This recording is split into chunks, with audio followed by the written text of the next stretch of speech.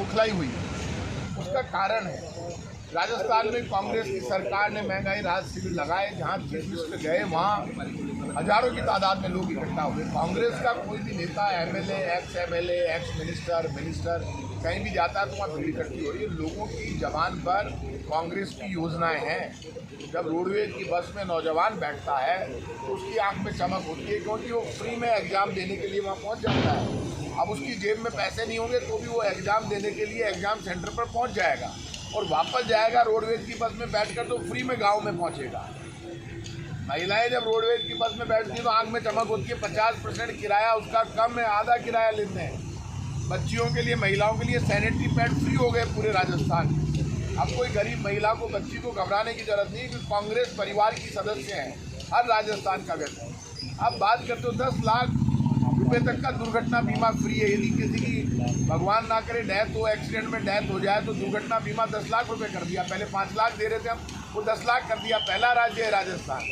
25 लाख तक का प्राइवेट अस्पताल में इलाज फ्री है। आपको इलाज फ्री होने वालों की संख्या, जब मैं मीटिंग लेता हूँ, लोगों से बात करता हूँ, तो लोग हाथ खड़ा करके धन्यवाद देते हैं और कहते हैं साहब ये आपकी बहुत अच्छी योजना है। बीजेपी तो ओपन धमकी दे रही है जनता को कि हम जीते तो ये सारी योजनाएं बंद कर देंगे। 100 यूनिट तक बिजली फ्री हो गई। आप खुद इस बात को जानते हैं, 200 यूनिट तक कोई टैक्स नहीं लगता बिजली के ऊपर। किसान की 2000 यूनिट तक बिजली फ्री हो गई। 1 करोड़ लोगों को मिनिमम 1000 रुपये पेंशन कर दी है। अब आपने राजस्थान पहला राज्य है जहाँ बुजुर्ग, विकलांग, विधवा पेंशन देते हैं। पालन आहार योजना में बच्चों के पैसे बढ़ा दिए।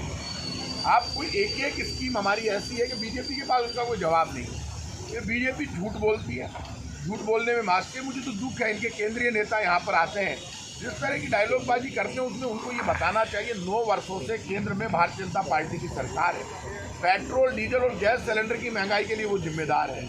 टमाटर केंद्र सरकार का डिपार्टमेंट 80 रुपये किलो में बेचने के लिए घूम रहा है। इसलिए घूम रहा है कि महंगाई के लिए जिम्मेदार केंद्र सरकार है। तो महंगाई तो केंद्र सरकार की नीतियों से हुई है। आप आटे पर जीएसटी टैक्स लगा दिया आपने। पहले आटे पर कभी टैक्स नहीं था, आपने पराठे पर टैक्स लगा दिया। आप जब रोटी और आटे पर जो सरकार टैक्स लगा दे, केदारनाथ में लोग घोड़े पर बैठकर दर्शन करने जाते हैं, उस घोड़े पर बैठने पर टैक्स है।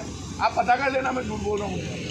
तो ये ना तो भगवान राम के सगे ना बजरंगबली के। कर्नाटक का चुनाव हुआ, अब बजरंगबली का नाम लेना छोड़ दिया, क्योंकि बजरंगबली की जय लगाकर इन्होंने कहा वोट दो, वोट दिया नहीं लोगों ने। तो भारतीय जनता पार्टी विधानसभा में फेल हो गई।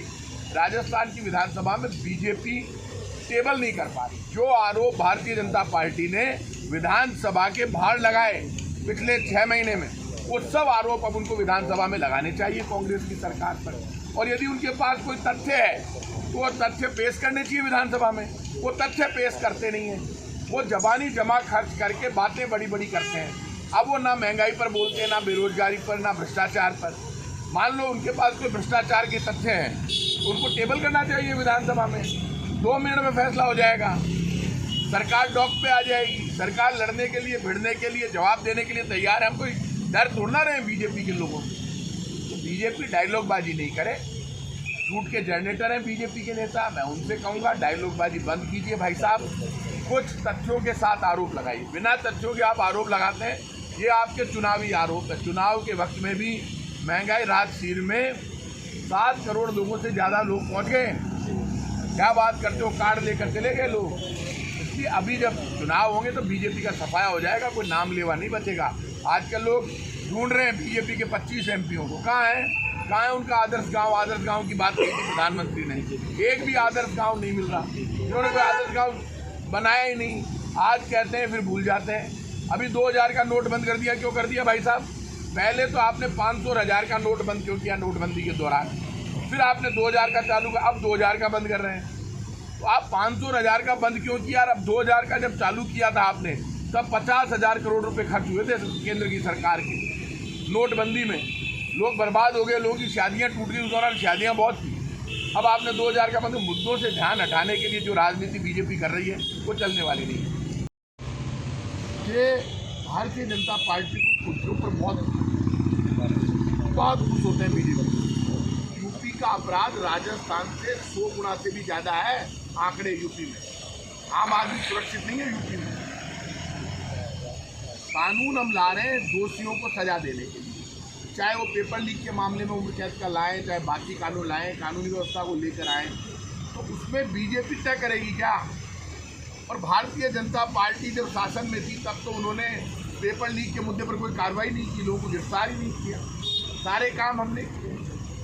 जयपुर में जो बम ब्लास्ट हुआ उस वक्त बीजेपी की सरकार थी और सारे आरोप हमारे ऊपर लगा दिए। चालान उन्होंने पेश किया, कमजोर चालान पेश किया, ढंग से केस बनाते तो बम ब्लास्ट के दोषी नहीं छूटते। लोगों में माहौल बना दिया और धरने प्रदर्शन किए। मैंने कहा भाई साहब, सरकार तो वसुंधरा जी की थी, बम ब्लास्ट जब हुआ सोनिया गांधी जी आई थी और सब लोग उसमें गए थे, यही अशोक गहलोत जी, सचिन पायलट जी, हम तमाम लोग उनके साथ गए थे हॉस्पिटल में सबसे मिलने के लिए। इसलिए ये बातें करना बीजेपी को एक बात समझ लेनी चाहिए, अब बीजेपी का झूठ फरेब और धोखा करने वाला नहीं है।